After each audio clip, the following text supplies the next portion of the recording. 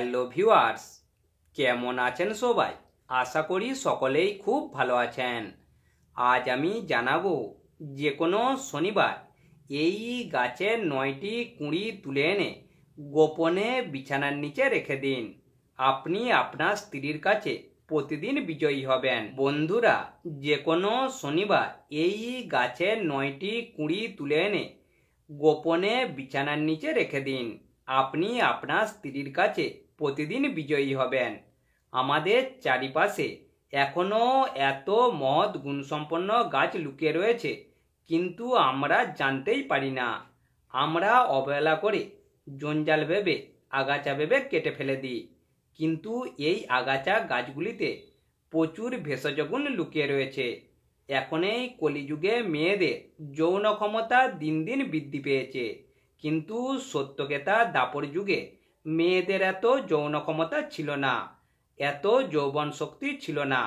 কিন্তু এখন এই কলিযুগে ছোট থেকেই মেয়েদের যৌন ক্ষমতা বাড়তে শুরু করে দিচ্ছে, এবং বয়স যখন বেড়ে 16 বছরে পা দিচ্ছে, তখন মেয়েদের যৌবন ক্ষমতা প্রচুর বেড়ে যাচ্ছে এবং শরীরের তেজ বেড়ে যাচ্ছে। এভাবে আরও 2 বছর কাটিয়ে যখন 18-19 বছরে বিয়ে করছে, তখন স্বামীর সংস্পর্শে এসে এদের যৌবন ক্ষমতা 100 ভাগ বেড়ে যাচ্ছে। তীব্র উত্তেজনার সৃষ্টি হয়ে যাচ্ছে। অনেক পুরুষ এই সমস্ত মেয়েদের যৌন ক্ষমতাকে তৃপ্তি দিতে পারে না এবং উত্তেজনাও কমাতে পারে না।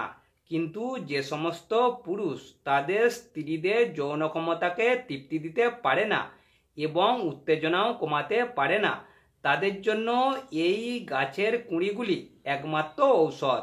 কিভাবে স্ত্রীর যৌন ক্ষমতাকে তৃপ্তি দেবেন এবং উত্তেজনা কমিয়ে শান্ত রাখবেন, সেটি জানতে হলে পুরো ভিডিও জুড়ে আমার সাথে থাকতে হবে।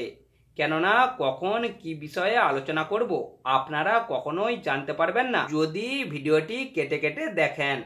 ভিডিওটি প্রথম থেকে শেষ পর্যন্ত দেখার জন্য আপনাদের কাছে আমার বিশেষ অনুরোধ রইল। ভিডিওটি দেখে আপনারা ঠিকঠাকভাবে ব্যবহার করতে পারলে অবশ্যই কাজ পাবেন।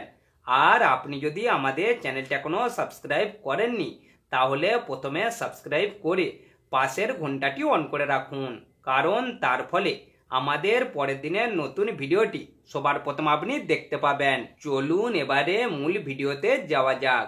আপনি যে কোনো শনিবার এই গাছের 9টি কুঁড়ি তুলে এনে চুপি চুপি গোপনে বিছানার নিচে রেখে দিন। আপনি আপনার স্ত্রীর কাছে সহবাসে সবসময় বিজয়ী থাকবেন। প্রথমে যে কোনো শনিবার অমাবস্যা কিংবা পূর্ণিমার দিন দেখে এই গাছের ফুলগুলি তুলে নিয়ে আসবেন। ঠিক সূর্য ডোবার পর যেই দিন ফুলগুলি তুলতে যাবেন, অর্থাৎ ফুলের কুঁড়িগুলি তুলতে যাবেন, তার আগের দিন গাছটি দেখে চলে আসবেন। এরপর অমাবস্যা কিংবা পূর্ণিমার দিন দেখে ঠিক সূর্য ডোবার পর স্নান করে শুদ্ধ বস্ত্র পরে গাছটির কাছে যাবেন। তবে বাড়ি থেকে বেরোনোর সময় দেখবেন কেউ যেন আপনাকে পিছু না ডাকে। যদি কেউ দেখেও পেলে, আপনি পিছন দিকে ভুলেও তাকাবেন না এবং কোনো সাড়াও দেবেন না। পেছন দিকে না তাকালে এবং সাড়া না দিলে কিছুই হবে না। এরপর সোজা ওই গাছের কাছে চলে যাবেন এবং চারিদিক ভালোভাবে দেখে পূর্ব দিকে মুখ করে এক নিঃশ্বাসের মধ্যেই 9টি কুঁড়ি তুলে নেবেন। কুঁড়িগুলি তোলা হয়ে গেলে কোনো দিকে না তাকিয়ে সোজা বাড়ি চলে আসবেন। বাড়িতে এসে কুঁড়িগুলি পরিষ্কার জল দিয়ে ধুয়ে নেবেন।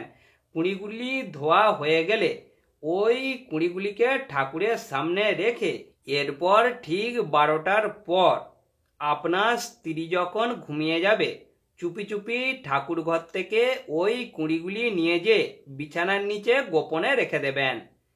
রেখে দিয়ে তারপর আপনি শুয়ে পড়বেন। এরপর ঠিক 1 ঘন্টা পর আপনি আপনার স্ত্রীর কাছে সহবাস করতে যাবেন এবং সেই দিন থেকে আপনি স্ত্রীর কাছে যেমন খুশি সহবাস করতে পারবেন এবং আপনি আপনার স্ত্রীর যৌন ক্ষমতাকে তৃপ্তি দিতে পারবেন এবং উত্তেজনাও কমিয়ে নিজের করে রাখতে পারবেন। এই কুঁড়িগুলির সাহায্যে সারাটা জীবন আপনি আপনার স্ত্রীকে সুখ দিতে পারবেন। প্রথম থেকে ভিডিওটি শেষ পর্যন্ত দেখার জন্য আপনাদের কাছে অনুরোধ করছি।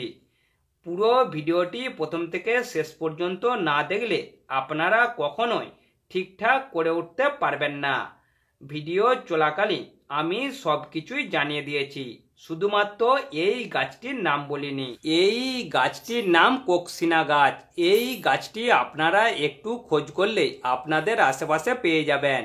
ভিডিওটি দেখে যদি আপনাদের ভালো লেগে থাকে তাহলে অবশ্যই একটি লাইক, কমেন্ট ও শেয়ার করবেন। কথা হবে আবার পরবর্তী এপিসোডে।